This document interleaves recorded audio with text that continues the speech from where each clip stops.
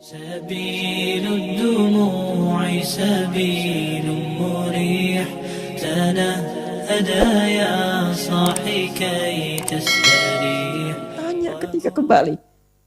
Nah, karena itu rasakan ketika menerima titipan itu bagaimana kalau saya pulang, bagaimana kalau saya wafat, mengembalikan dan ditanya, mempertanggungjawabkan setiap titipan itu. Nah ini spirit ini usahakan ditampilkan ketika akan sholat. Kata Al-Quran, kalau hendak engkau sholat, rasakan mungkin sholat itu menjadi sholat terakhir dalam kehidupan kita. Dan boleh jadi saat sujud itu kita berpulang. Ini yang diisyaratkan oleh Nabi SAW setiap akan beliau sholat, setidaknya menghadap kepada jamaah itu, selain mengatakan istau, kan? Ya, beliau juga mengatakan apa? Sallu salatal muwadda'. Sholatlah, persiapkan diri kita saat ini seakan-akan ini sholat perpisahan kita dalam hidup. Nah kalau kita merasakan akan berpulang, kekhusyuan akan hadir. Jadi pengantar pertama, hanya kehusyuan ini akan bertahan di pembuka sholat. Awal-awal. Tengah-tengah bisa kabur lagi. Betul. Ya memang betul begitu. Karena Nabi pun mengatakan demikian. Ya. Atau kama qala Rasulullah sallallahu alaihi wasallam, atau bima ma'na. Ya, idza kabbara, jika seseorang telah bertakbir, mulai takbir itu. Ya, mulai bertakbir itu. Fayaqulu syaitanu, maka setan akan mulai berkata, uzkur kada, ingat ini ya, ingat itu ya. Jadi kalau sebelum takbir, kita bisa merasa fokus, gak ingat apapun, siap sholat saja. Qad qamatis shalah, iqamah kan? Qadnya li taqrib, untuk mendekatkan. Ayo sudah mulai akan sholat, siap-siap, siapkan hati, khusyukkan, mungkin akan wafat. Kita siap tuh, tapi kalau sudah mulai bertakbir, setannya mulai datang, ingat ini, ingat itu. Allahu Akbar, ingat mobil, jemuran, status belum diupdate, apa macam-macam muncul semua. Ya, hatta la yash'ural musalli kam raka'atan yusalli, sampai ada orang salat tidak sadar berapa rakaat sedang menunaikan salatnya. Itu kata Nabi. Kalau Nabi bersabda demikian pasti terjadi. Salat subuh tadi berapa rakaat? 2. Ada yang 3. Ibu tadi salat subuh? Kesiangan berarti, ya. Tadi dia subuh. Ya. Ada yang 3, padahal cuma 2. Maka untuk bisa mengurangi itu dan bisa menepikan hal yang mengganggu supaya bisa fokus dalam sholat, salah satunya apa? Salah satunya adalah mencoba mempelajari, memahami bacaan-bacaan yang dibaca dalam sholat. Itu isyaratnya ada di Quran surah ke-29 ayat 45. Utlu ma uhiya ilaika minal kitab wa aqimis shalah. Sebelum Anda menunaikan salat, kata Al-Quran, sebaiknya baca dulu, pahami dulu, lalu amalkan, praktekkan apa yang telah dipahami itu. Itulah salat yang ideal. Tidak paham itu tidak berdosa. Gugur kewajiban. Jadi kalau kita, bukan kita. Kalau ada orang yang salat, tidak mengerti, tidak paham apa yang dia baca, tapi dia benar secara fikih, dari takbir sampai dengan salam, itu menggugurkan kewajiban, tidak dosa. Kewajiban gugur, pahala ada. Hanya kekhusyuan belum tentu diraih sempurna, dan manfaat sholat dalam kehidupan belum tentu bisa didapat.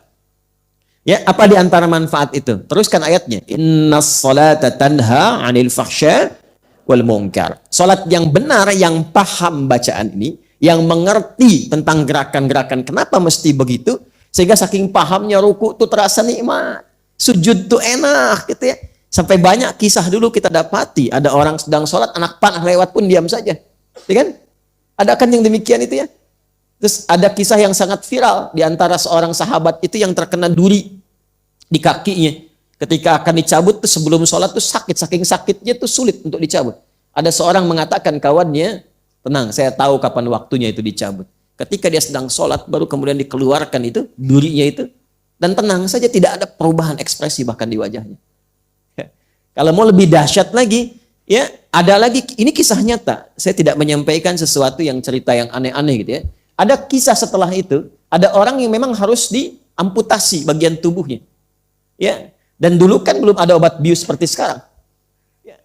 Sampai kemudian sulit, berat, Aku khawatir membuat dia kesakitan atau bahkan lebih daripada itu, bukan hanya pingsan, bisa lebih membahayakan. Tapi apa jawabnya? Dia sampaikan kepada dokternya, saya tahu kapan itu harus diamputasi. Lakukan ketika saya sholat, katanya. Tidak ada perubahan sedikit pun di wajahnya. Gitu. Baru setelah salam, pingsan. Setelah salam, pingsan. Tapi itulah sholat orang-orang dulu, kualitasnya demikian. Jadi ia mengerti apa yang ia bacakan. Bahkan baru takbir pun sudah ada getaran pada jiwanya. Itu sudah takut. Saya kan dulu pernah ajarkan di sini kan. Jadi begitu tangan mengangkat itu begini, tangan mengangkat, ini kan ada ulama yang menyebutkan di Asrarus Salah, ada kitab namanya Asrarus Salah. Ada lagi Nadharat fi Ma'anis Salah. Di kitab-kitab dari kalangan salaf-salaf dulu, termasuk yang kontemporer, mengangkat begini itu sebenarnya ada dua makna. Ya, satu, buang urusan dunia ke belakang. Jadi kalau mau sholat, dunia jangan bawa-bawa, buang ke belakang. Jangan dibawa. Yang membuat seseorang tidak khusyuk itu ketika sholat, dunia masih dibawa. Itu poinnya. Yang kedua, kepasrahan kepada Allah. Pasrah. Ini yang dimaksud tadi, wa inna ilaihi rajiun. Begitu lisan mengucapkan Allahu Akbar, dunia kecil semua, hanya Allah sekarang yang agung. Ya, tapi itu secara hikmah, kalau paham makna, itu dalam ke hatinya. Ya Allah, aku berikrar Engkau yang paling agung, paling besar, paling hebat. Tapi bahkan sebelum sholat pun, kadang aku membawa kebesaran dalam kehidupan. Merasa lebih hebat dibanding orang lain. Ilmu yang paling tinggi, harta yang paling banyak, kedudukan yang paling berpangkat. Itu hal demikian. Dan pada saat yang sama merasakan bagaimana aku kalau diwafatkan dalam keadaan sombong dan agung itu. Muncullah kepasrahan. Disitulah kemudian dia berkata, Allahumma ba'id baini wa baina khataya. Ya kecilnya pengakuan. Itu kalau paham itu begitu. Ya Allah, aku akui, aku tuh banyak dosanya. Ya. Namun aku menyadari, Engkau pemaaf yang tiada batas bagi rahmatmu. Maka aku mohon ya Allah, pisahkan aku dan jauhkan dari kesalahan yang aku perbuat, seperti Engkau jauhkan timur dan barat yang tidak pernah menyatu. Jangan buka itu lagi di hari kiamat, aku taubat sekarang. Kalau di hari kiamat dikatakan, فَمَنْ يَعْمَلْ مِثْقَالَ ذَرَّةٍ خَيْرًا يَرَهُ وَمَنْ يَعْمَلْ مِثْقَالَ ذَرَّةٍ شَرًّا يَرَهُ. Yang kecil sekecil apapun dibuka, baik ataupun buruk. Allahumma naqqini minal khataya kama yunaqqa thawbul abyadu minad danas. Allahumma ighsilhu bil ma'i wal thalji wal barat. Kalau perlu ya Allah, bersihkan dengan apapun yang mampu menghilangkannya, sekaligus sekalipun aku mesti merasakan dengan sesuatu yang dingin ataupun sesuatu yang berkonsekuensi lebih daripada itu. Yang penting aku taubat. Itu baru takdir. Apalagi itu dibawa dalam sujud. Nikmat. Saking nikmatnya kadang-kadang tak sadar tiba ajal dan dia wafat dalam keadaan sujudnya. Sabilud dumu'i sabilun murih tanahada ya sahi kay tastarih wa